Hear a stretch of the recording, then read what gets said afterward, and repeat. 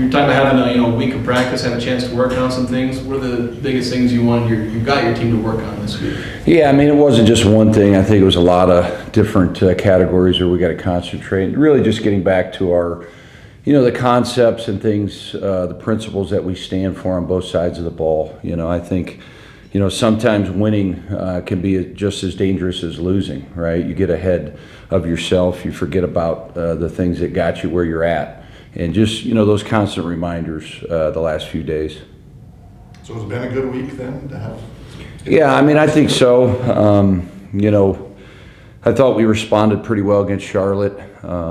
It's just good to be back in our own beds, to be honest with you. When you travel 14, 15 days to the East Coast in 3 weeks, I think that was pretty taxing on our guys. So just getting back to the West Coast and getting acclimated, getting them back in school, getting them back in their own beds, that has helped also.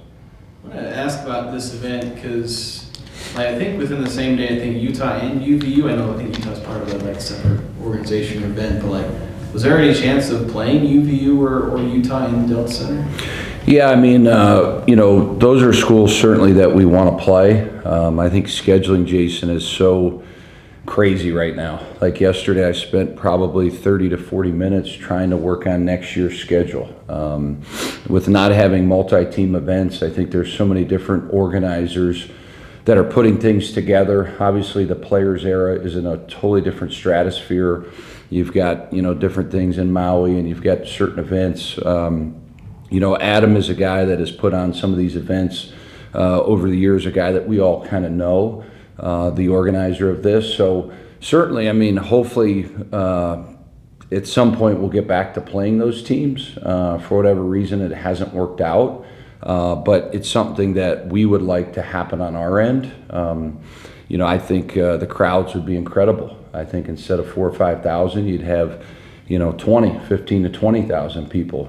Certainly if we played University of Utah, 2 state institutions, we're both getting funds from the state. It would certainly be a neat thing. So on our end, we want to do it, but you'd have to ask Coach Jensen if that's something that he would be interested in. I'm not sure, but we certainly would like to go down those avenues in the near future.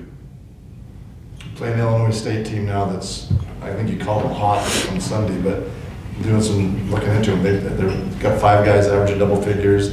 Looks like they're a little bit guard heavy, but then they got a big guy that does well, and then a big guy that comes off the bench too.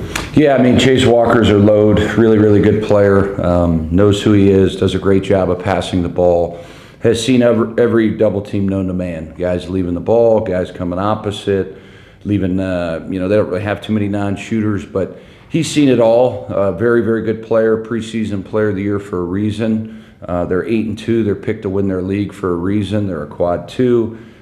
Very, very well coached, have an identity on both sides of the ball, can win with their defense, can win with their offense. To me, those are the best teams. Johnny Kissinger is a great player, for preseason first-team All-League guy. Can play out of pick and rolls, make mid-range shots, certainly a great catch-and-shoot player. Where he's grown the last 2 years that I've seen is he's gotten stronger. He's better around the rim at finishing. And then he's got a whole bunch of guys that know who they are. Coleman, the freshman, is really, really good. Really good player. Can push tempo, can beat you off the bounce. So they've got a lot of guys that you have to be aware of, and that's what makes a good team. How much emphasis you got to put in kind of that ball screen or just defending those guards? Because those are 2 guys, Coleman and Kissinger, who have done really well scoring off ball screens. Kissinger making all the jump shots and even getting to the rim. Coleman really good in the half court. Just how much emphasis you got to put in stopping those guys. And they also had the freshman start 2 games. The other freshman last year, good player, who scored 16.5 points over 2 games. Just what's the focus going against these guys? Yeah, I mean, I think just so having a physical presence defensively has helped us this year. I think we're a team that can bring multiple guys at you. We have good length, good athleticism. We've got to be elite in our pick and roll coverage, and we got to finish plays. These guys like to take it, into the shot clock. They will run. They're not a slow-paced team, but we've got to be disciplined to finish plays at the end of the shot clock and box people out. When we get our defense set, it's really good. It's just keeping teams off the glass. So they've got a bunch of 6'4", 6'6" kids that crash. And we've got to do a really good job with that. We've got to do a good job of being disruptive in the pick and roll. Whatever coverage we're in, we mix our coverages up. And then inching out the shooters, because this team shoots 37% from three. So they have the ability to go on huge runs. If you look at all their games, they start 10-2, 10-0. They get off to great start. So we've got to set the tone early. Looks like there's a common opponent with Charlotte there too. Mm-hmm. I don't know if you learned, I mean, you've already kind of mentioned that last time, if you learned much from common opponents. Yeah, they played them down in Disney. They played them in Furman. So, just really what I look at is how, how can you score against their defense? What type of pick and rolls are they vulnerable? Off-ball screening, who can we, kind of attack? Those are things that I'm looking at. What sort of movement plays can we get into that, could cause them problems? So yeah, we look at every team, certainly, there's no doubt about it. Looking at rebounding, I mean, Illinois State, they're kind of a coin flip between getting like 7 offensive rebounds and like 17 in some games. Just what have you seen in some of these games where like there's some games, maybe it's just they're shooting more threes in some games? Yeah, I think that stat, offensive rebounding, is a little tricky when you shoot as well as they do, right? When you're shooting 37%, there's not a lot of threes to go rebound. Chase Walker shooting layups. So I think they're a good, very good rebounding team. I think they have a physicality about them defensively that they could be disruptive. And then they've got good length, right? I mean, Lieb, he's been there a few years now. He's legit 7 foot. And then Chase Walker does a good job in his pick and roll coverage and his drop coverage. So we've got to be strategic attacking those guys. Any concerns over some of the consistency of your own three-point shooting, where you've obviously had some fantastic games three-point shooting, some other games where you're making like 4 or 5 or 6 threes? Is that just the ebb and flow of any team? No, that's a good question. I think it's really determined on your passing and your perimeter play and how you get those threes. Are you getting them early in the shot clock? Or you get to the paint? We talk about paint to great, get to the paint, get a great shot. Are we getting kick-out threes? To be honest with you, the last 2 games, there was a lot of wide open shots, so it wasn't that concerning. What was concerning was our lack of ability to get on the glass, right? And we have to let the game dictate what we got to do to win it, right? Whether you're making shots or not, you still got to guard. Whether you're making shots or not, you still got to get on the offensive glass. So just when the ball doesn't go in, finding other ways to win. And I think, we've talked about that quite a bit. Change the lineup a little bit to start against Charlotte. Do you stay with that, or do you? Yeah, I think we'll be a team that could change, really game to game with certain positions. I think 1, 2, 3 is pretty consistent. I think the nice thing is with Tuck and Addy and Zach and Gary, depending on who we're playing, that sort of match up on the front line, we can switch that up.